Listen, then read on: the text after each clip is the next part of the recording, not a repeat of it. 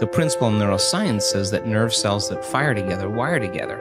You keep thinking the same way, making the same choices, demonstrating the same habits, creating the same experiences that stamp the same networks of neurons into the same patterns, all for the familiar feeling called you. And you do that for 10 years on end.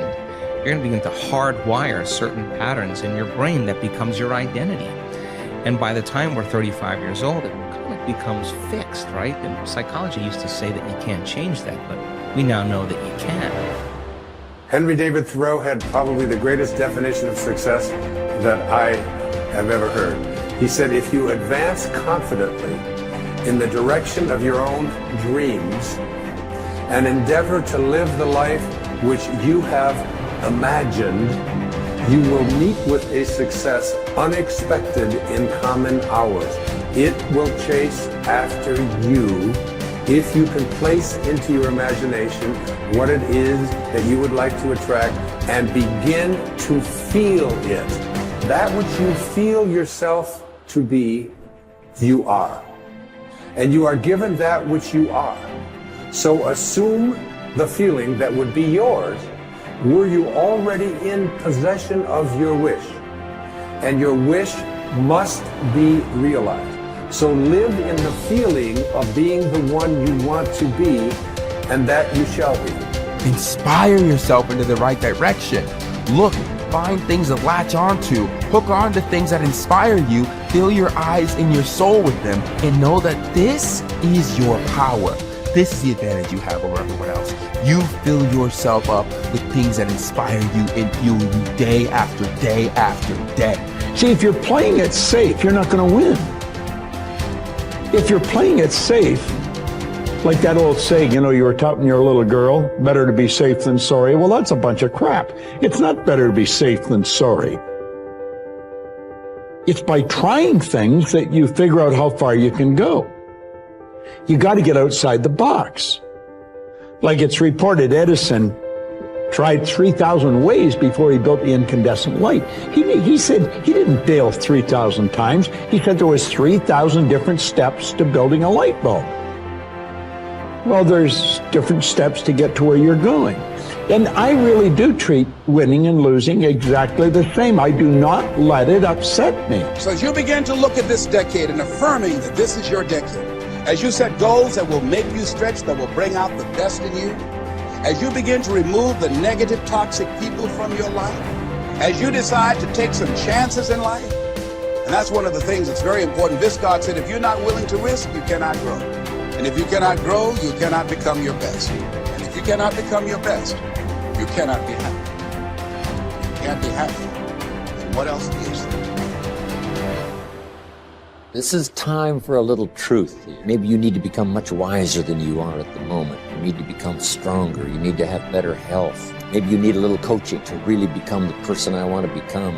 I'm going to have some coaching. Physical coaching, spiritual coaching, developing skills coaching. To be the influence you want to be, you've got to build an incredible reputation. What kind of person must I be to attract all that I want in life and the people that I want and the opportunities that I want? You knock on the door and opportunity opens. You must stand there as a very attractive person, or you may not be invited.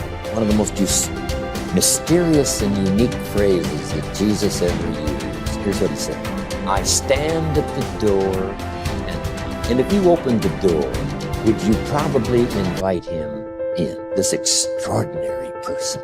You say, wow, yeah. And he said, if you invite me, I'll come in, sit down, talk things over. For you to be that kind of attractive person, that if you knocked on the door of opportunity and it opened and you stood there, would you be the kind of person that opportunity would say, come right in and sit down and let's talk about the future? What kind of person?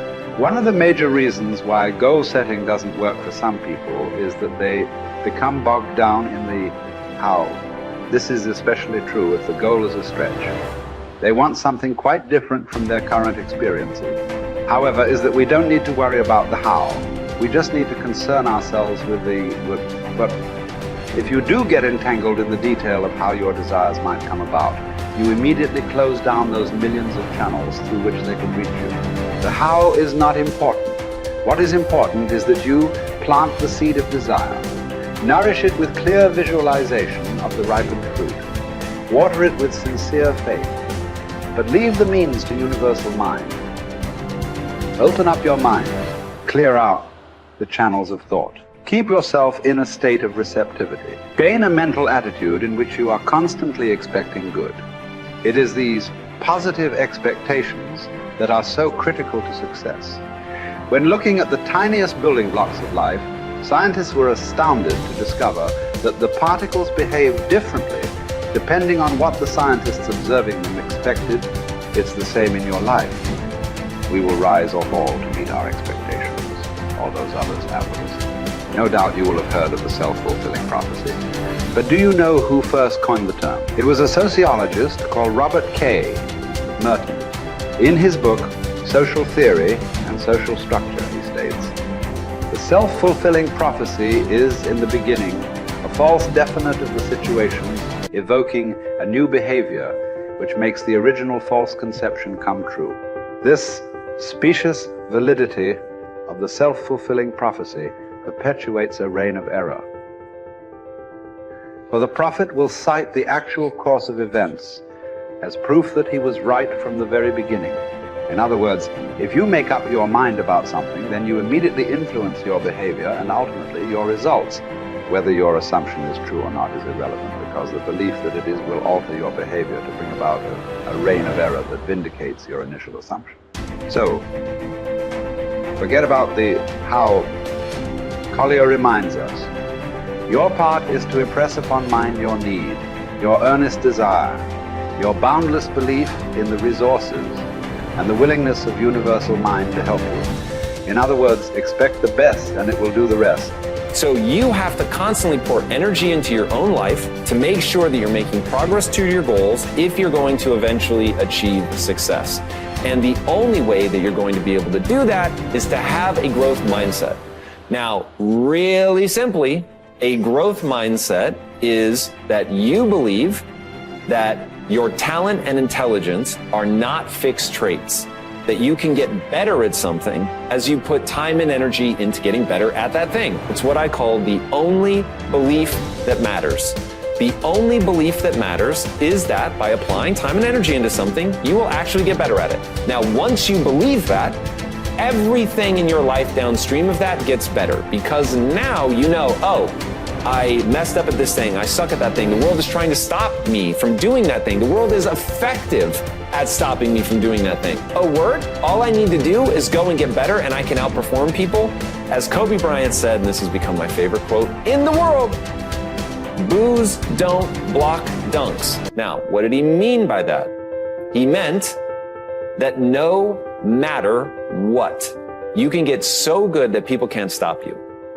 People were paid millions of dollars to stop Kobe Bryant from scoring points, and yet he scored 81 points in a single game just by getting better than other people. Getting better than other people requires you to have a growth mindset. That's the growth part. You're going to get better so that when you fail, and you will fail over and over and over and over and over and over and over again, and it's going to be embarrassing and it's going to hurt and all that, but when you fail, if you believe, oh, failing means that I'm a failure because my talent and intelligence are fixed traits, there's nothing I can do to get better, you will stop. Why wouldn't you? It's the only thing that makes sense. But if, on the other hand, you believe that, oh, I can get better at this. I'm not good enough yet, but I can get good enough by applying time and energy into getting better. So now you'll apply that time and energy because you believe that it will yield the outcome that you want. And that is why it is so critical to get your mind right so that you can run that loop of the physics of progress.